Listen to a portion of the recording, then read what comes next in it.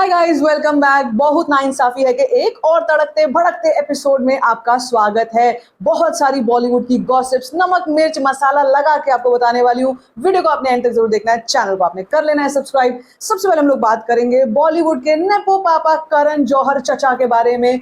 चचा ने ऐसी बात बोल दी है जिसको सुनकर मेरी आंखों में आंसू आ गए लिटरली, क्योंकि मौका था एक अवार्ड सेरेमनी का। जैसे कि आपको पता ही है कि हर गली नुक्कड़ पर रेडी लगती है अवार्ड्स की, जहां से जाकर ये अवार्ड्स खरीद लिए जाते हैं। और स्पेशली बॉलीवुड के जितने लोग हैं वो तो इन अवार्ड्स को खरीदने में भाई माहिर हैं, वैसे भी थोक के भाव में मिलते हैं। लेकिन इस बार मौका था लॉस एंजलिस में होने वाले एक अवार्ड फंक्शन का, जिसका नाम है गोल्डन गाला। इससे पहले मैंने इसका नाम नहीं सुना, लेकिन गोल्डन गाला जो है, गोल्डन जब से हीरा मंडी देखी ना तब से निकलता है। तो गोल्डन गाला में जाकर करण चच्चा ने ऐसी बात बोल दी। उन्होंने ये बोला सबसे पहले तो कि ऐसे अवार्ड सेरेमनीज जो हैं ये जितने भी अवार्ड्स हैं मेरे, मैं अपनी माता श्री को डेडिकेट करता हूँ। अच्छी बात बोली, मदर्स डे पर मौके को बुनाने से ये चूकते नहीं है। वैसे भी इन्होंने ऐसा बोला। उसके बाद तो इन्होंने ऐसी बात बोल दी, मतलब आप सुनोगे आपके रोंगटे खड़े हो जाएंगे। इन्होंने बोला कि बॉलीवुड तो बॉलीवुड नहीं बोलना चाहिए, इंडियन फिल्म इंडस्ट्री बुलाना चाहिए।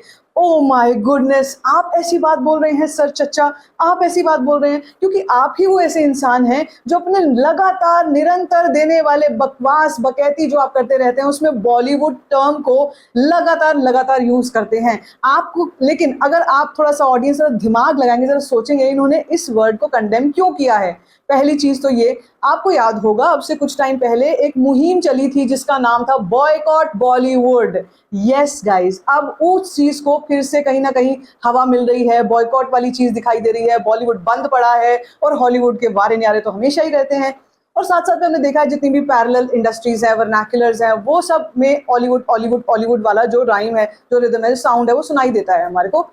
तो यहाँ पर चचा ने ये बोल दिया है कि भाई साहब अब नो मोर बॉलीवुड, अब सिर्फ हिंदी इंडियन फिल्म इंडस्ट्री बुलाना चाहिए। और इंडियन में उन्होंने बाकी लैंग्वेजेस को भी ऐड कर लिया, क्योंकि एक बार फिर से 2022 की तरह ये हश्र देखने में मिल रहा है कि बॉलीवुड की तरफ से कुछ भी नहीं आता। बॉलीवुड की तरफ से तो कोई फिल्म नहीं आ रही है, लेकिन जितनी भी अच्छी फिल्में आ रही हैं इस साल में वो सबके सब साउथ से आ रही हैं। तो अब बॉलीवुड वर्ड भाई साहब अब तो हट जाएगा Bollywood. How sad is that, oh my goodness. तो जौहर चचा, मैं आपसे ये बोलूंगी कि ये जो आप बनावटीपन करते हैं ना, इसको थोड़ा सा कम कर दीजिए, इसको टोन डाउन कर दीजिए। अब उम्र हो चली है आपकी। चचा ने एक बात और बोली है कि हॉलीवुड को भी हमें अपनाना चाहिए, हॉलीवुड वाले जो हैं उन्हें हमें अपनाना चाहिए। तो सर अब मुझे ये बताइए कि आपको इतने वेस्टर्न वैलिडेशन की जरूरत आखिर क्यों है? ऐसा क्यों है कि आप वहां के लोगों से इतने ज्यादा इम्पैक्टेड रहते हैं, इतने ज्यादा आप उनसे इम्प्रेस्ड रहते हैं कि आपने अपने बच्चे भी, खैर बताया यही जाता है कि कोई हॉलीवुड की लेडी थी, कोई अंग्रेज है इनके बच्चों की माता जी,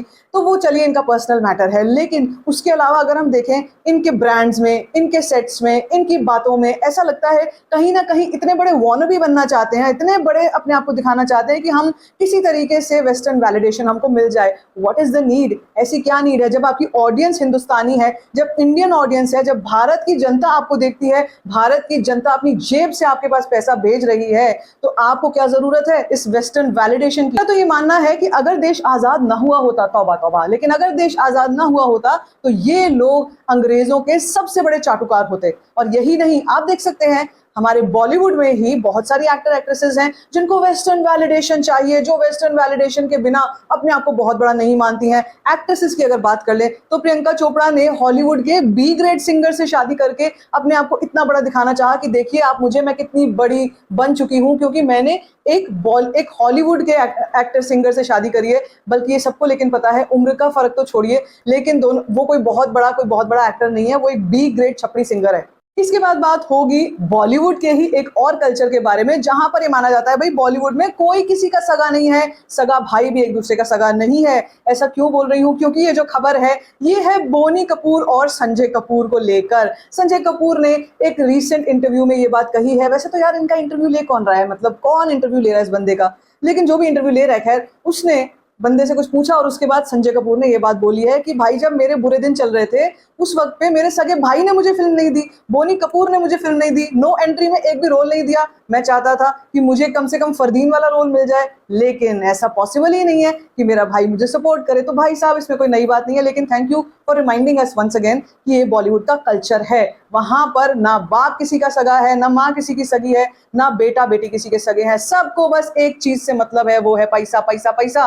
और बोनी कपूर को ये चीज दिख गई थी कि संजय जैसा घटिया एक्टर इस पूरे प्लेनेट पे नहीं है, इसलिए उसने अपनी फिल्म में कोई चांस नहीं लिया और संजय कपूर को काम देने से। इसके बाद अगली खबर है मतलब मेरी फेवरेट एंटरटेनर दी राखी सावंत के बारे में। दी राखी सावंत मतलब मैडम कहीं भी चली जाए हेडलाइन जरूर बनती है। मतलब तुम कितना ही उसको ट्रोल कर लो लेकिन फिर भी वो बंदी मस्त रहती है और वो बॉलीवुड को गालियां देने से भी नहीं डरती। तो राखी सावंत ने लिटरली अभी एक रिसेंट एक जगह पर उन्होंने अपने आप को दर्शाया, प्रेजेंट किया, और जो कपड़े वो पहन के गई थी उसको देखकर फोटोग्राफर्स के पैप्स के मजे आ गए, क्योंकि वो लिटरली एक टॉवल में गई थी। एक लाल रंग का टॉवल उन्होंने पहना हुआ था और सर पे भी टॉवल पहना हुआ था और आगे कुछ एक गुलाब का ब्रूच लगा के हाथों में उन्होंने रिंग पहनी हुई थी। उसके बाद उन्होंने ये बताया, अपने जो भी पैप्स थे सबने पूछा कि राखी जी राखी जी राखी जी ये बताइए आप अपने लुक के बारे में बताइए। तो राखी ने भाई साहब ऐसी बात कर दी जिसको सुन के मैं लोटपोट हो गई थी। उसने ये बोला कि मेट गाला नहीं,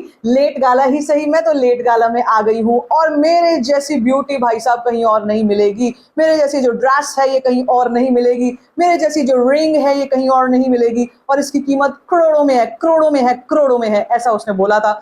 और ये बात सुनकर जितने भी पैप्स थे ना, अब पैप्स ही क्या भाई, अगर उस इंटरव्यू को आप देख लेते आपको मजा आ जाता।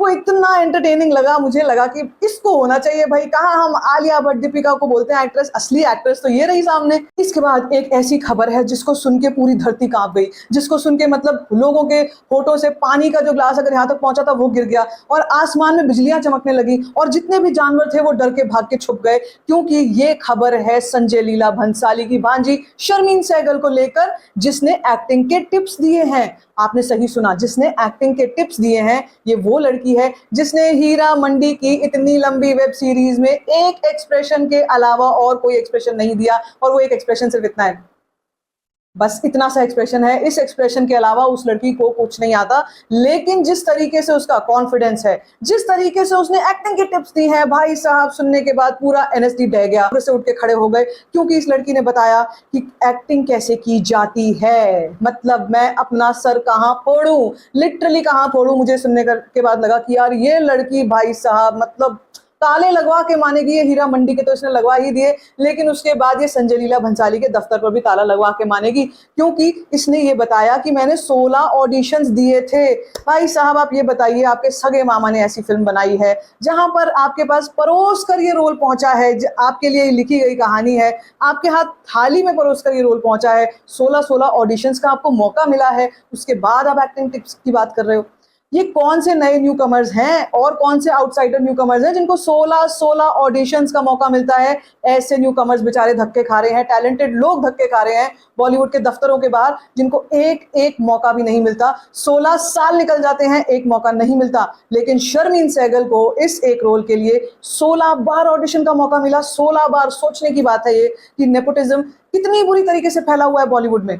इसके बाद अगली खबर है एनवायरमेंटलिस्ट ऐसी जो एसी कारों में घूमती है, एनवायरमेंटलिस्ट ऐसी जिसको एक से बढ़कर एक घर में डायसन के जिसके पास एयर प्यूरिफायर लगे हुए हैं, लेकिन वो अपने आप को ऐसी एनवायरमेंटलिस्ट कहती है कि बोलते बोलते फपक पड़ती है, रो पड़ती है और बोलती है कि मैं बहुत बहुत सबसे चाहती हूँ कि सब रोएं, सब लोग दुखी हुए इस चीज को लेकर कि देखो एनवायरनमेंट कितने बुरे हाल में है। मैडम सबसे पहले तो ये एक्टिंग छोड़ो, एक्टिंग जाके स्क्रीन पे करना। इनकी खबर ये आई है, दिया मिर्जा की बात कर रही हूँ, दिया मिर्जा की खबर ये आई है कि अपनी स्टेप डॉटर को ये बोलती है कि तुम मुझे दिया ही बुलाया करो, तुम मुझे मम्मी शम्मी मत बुलाया करो, तुम मेरी स्टेप डॉटर हो तो क्या हुआ, लेकिन क्यों ना हम एक दूसरे को दिया और एक दूसरे को नाम से बुलाया करें। भाई साहब ये ट्रेंड कौन सा नया है, ये ट्रेंड तो पहले से चला आ रहा है। सारा अली खान करीना को करीना बुलाती है और इब्राहिम भी करीना को करीना बुलाता है, तो इसमें नई बात क्या है। लेकिन यहाँ पर सोचने वाली बात यह है कि बॉलीवुड में आखिर प्रॉब्लम क्या है माँ को माँ बुलाने में? क्या माँ को माँ बुलाना कोई बहुत बड़ा अनर्थ होता है या गलत चीज होती है, या वहां पर अच्छा फैशन स्टेटमेंट? ओहो हाँ, ये भी तो होता है ना कि अगर आप माँ बुलाएंगे तो फिर वो बुढ़िया बन जाएगी, उसके बाद फैशन स्टेटमेंट खत्म हो जाएगा।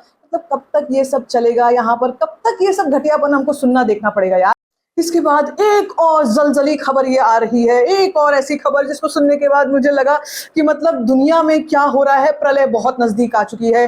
चाहत फतेह अली खान, जिसका नाम ही नकली है, उसने ये बोला है कि ये जो गाना बदोबदी आया था ये उसका ओरिजिनल कॉम्पोजिशन था। ये है सदी का सबसे बड़ा झूठ। क्योंकि सबको ये पता है कि इस गाने का ओरिजिनल कॉम्पोजिशन आज से करीब करीब 40, 45, 50 साल पहले लिख दिया गया था और एक लेडी सिंगर ने, पाकिस्तानी लेडी सिंगर ने इस गाने को गाया था। वो गाना भी वायरल है, वो गाना भी इंस्टाग्राम पे वायरल है। लेकिन भाई साहब, चाहत फतेह अली खान, इस चाहत फतेह अली खान, उसको कोई फर्क नहीं पड़ता, लोगों को सब पता है, उसको कोई फर्क नहीं पड़ता। उसकी ट्रोलिंग होती है, अस्सलाम वालेकुम, अस्सलाम वालेकुम, ऐसे बोलता रहता है वो। और उसने ये बात बोली है, साफ तौर पर कैमरा पे बोली है कि ये जो मैंने गाना रिलीज किया था अभी ईद पे, बिद बिद बिद बिद, ये आप देखिए मेरा ओरिजिनल कंपोजिशन है, मेरी ओरिजिनल गजल है ये। मतलब मुझे ऐसा लगा कि भाई उठा ले रे देवा, उठा ले। इसके बाद अगली खबर है सदी के महा डिजास्टर एक्टर वरुण धवन के बारे में, जिसकी फिल्म आने वाली है बेबी जॉन, जिसको कोई कुत्ता भी नहीं पूछेगा क्योंकि अभी तक किसी को पता ही नहीं है फिल्म में क्या होने वाला है, वरुण धवन क्या कर रहा है। वरुण धवन फिर से सलमान खान बना है या गोविंदा बना है या दोनों का हाइब्रिड बना हुआ है या कोई और एक्टर की कॉपी कर रहा है। लेकिन भाई साहब, बेबी जॉन को लेकर के वरुण धवन की हिम्मत है कि उसको लेकर के नई नई बातें सोशल मीडिया पे बताता रहता है, नई नई फोटो सोशल मीडिया पे डालता रहता है। अब ये जिम जाता है, अब ये प्रोटीन शेक पी रहा है, अब ये ऐसा कर रहा है, ये वैसा कर रहा है, बेबी जॉन आएगी, बेबी जॉन देखना। मतलब भाई क्यों देखें हम बेबी जॉन? बेबी जॉन में ऐसा क्या है? वरुण धवन ही तो है। वरुण धवन को तो हमने कितनी फिल्मों में झेला हुआ है, अब नहीं झेल सकता वो मुझसे, अब मैं उसको नहीं झेल सकती। उसके बाद अगली खबर है एक और भांजे की, एक और नेपो किड की, जिसका नाम है इमरान खान। वही रोंदू इमरान खान जो हर इंटरव्यू में जाके ये रोए जा रहा है, मैंने इसकी वजह से एक्टिंग छोड़ दी, मैंने उसकी वजह से एक्टिंग छोड़ दी। भाई जब तक तुम अपने बोलने का स्टाइल चेंज नहीं करोगे ना, तब तक तुम्हें कोई नहीं देखने वाला। तुम इतने घटिया एक्टर हो कि तुमने गलती से इक्के दुक्के शुरू की कोई फिल्में चल गई थी, उसके गाने चल गए थे, वो हमने भी देखी थी फिल्में, लेकिन उसके बाद जो तुमने डिजास्टर पे डिजास्टर, सिंगल बस एक एक्सप्रेशन देना शुरू किया, रोबोटिक एक्सप्रेशन, उसके बाद तुम बंद हो गए। अब उसने ये बताना शुरू किया है कि मैं इतने ज्यादा गमगीन माहौल में चला गया था, मैं इतना सैड हो गया था, इतना सैड हो गया था, मैं साइकोलॉजिकल टर्म यूज नहीं कर सकती हूँ क्योंकि रेस्ट्रिक्शंस आ जाती हैं भाई साहब, आप समझ ही सकते हो कि मैं इतना ज्यादा सैड हो गया था, मेलंकोली हो गई थी मुझे इतनी, कि मुझे एक दफा को लगा कि भाई अब सब कुछ खत्म हो गया है। और मैंने कई सालों तक अपने आप को, चेहरे को शीशे में भी नहीं देखा था।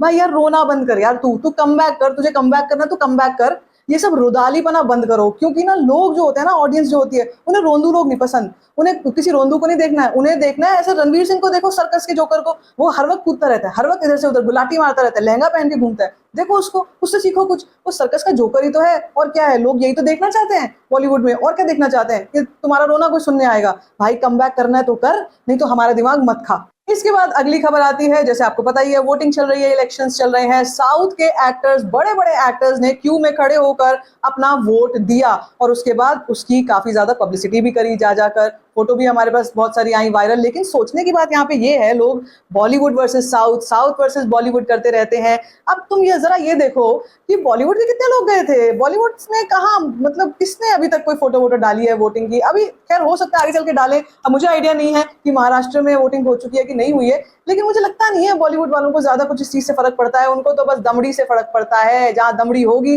वहां पर पहुंच जाएंगे, वहां पे आके नाच गा लेंगे, वहां पे आके क्लाउन बन जाएंगे। लेकिन भाई ये सबसे किसी को कोई फर्क नहीं पड़ता, देश किसके हाथ में जाएगा, हम किसे वोट देंगे, हमारी क्या विचारधारा है, उससे किसी को कोई फर्क नहीं पड़ता। बस चाहिए, ये चाहिए और दूसरी चीज वो चाहिए। इसके बाद आज की अगली खबर है, वो बहुत ही तड़कती भड़कती न्यूज है, अभी से कुछ देर पहले ही आई है, और ये न्यूज ये है कि हाउसफुल 5 खतरे में है भाई साहब। हाउसफुल 5 बनती हुई नजर नहीं आ रही है। कहाँ हम बात करते थे मजनू और उदय के रीयूनियन के बारे में, ऐसा कुछ भी नहीं होने जा रहा। अनिल कपूर ने फिल्म से किनारा कर लिया है, क्योंकि अनिल कपूर ये समझ चुके हैं कि ये फिल्म कितनी बड़ी डिजास्टर होने वाली है और इस फिल्म को बनने ही नहीं देने वाले हैं। अब ऐसा क्यों कह रहे हैं भाई, अभी एक ही जने ने वॉकआउट किया है, अभी तो और भी बाकी हैं। इस हाउसफुल और जिस वेलकम में उदय नहीं होगा, मजनू नहीं होगा, अक्षय कुमार होंगे, सिर्फ रितेश देशमुख चलिए आ जाएंगे, वो वाली फ्रेंचाइजीज का क्या हो सकता है जिसमें ओजी एक्टर्स ही नहीं होंगे और ओजी कैरेक्टर्स ही नहीं होंगे? उनको क्या जनता खाक देखेगी? किसी को कुछ नहीं देखना,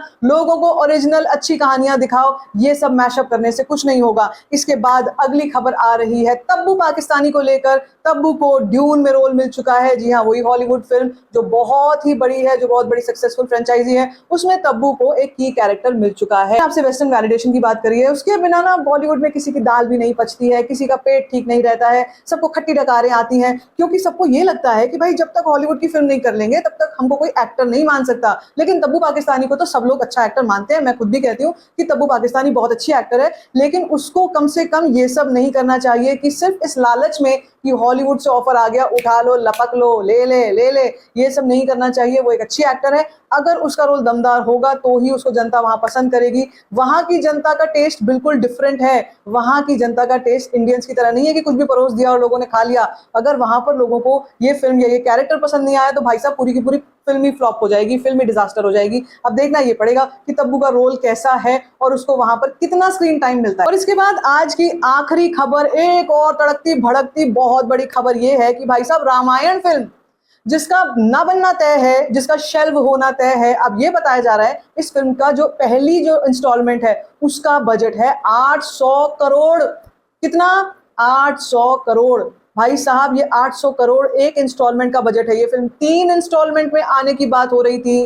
पहले इंस्टॉलमेंट में इतना पैसा लग रहा है कि अभी तक इस फिल्म के पास कोई प्रोड्यूसर नहीं, इस फिल्म के पास कोई ढंग की अभी तक कहानी का स्क्रीन प्ले नहीं, कुछ भी नहीं है, सब हवा हवाई चल रहा है रामायण को लेकर। और अब तो ये बात 100% तय हो चुकी है कि ये फिल्म कभी नहीं बनने वाली। 800 करोड़ बहुत बड़ी रकम होती है और इस रकम को जुटाने में एक नहीं, दो नहीं, बल्कि बहुत बड़े बड़े कई कई प्रोडक्शन हाउसेस चाहिए। फिर उसके बाद इस फिल्म का सेल करना, उसके बाद इस फिल्म के OTT राइट्स, एक रामायण को जिसको सबने देखा है, जिसकी कहानी सबको पता है, और उसके बाद जो आदि पुरुष डिबेकल हुआ था, जो आदि पुरुष फियास्को हुआ था, उसके बाद तो बॉलीवुड की रामायण पे भाई किसी को कोई भरोसा नहीं है। ये रामायण 100% शेल्व होने वाली है। बाकी आपको क्या लगता है इन खबरों के बारे में, और आपको क्या लगता है ये रामायण कभी बनेगी या नहीं बनेगी? Let me know in the comment section. बाकी like this video, give it a thumbs up, don't forget to share it and don't forget to subscribe to my channel. Just love story fine.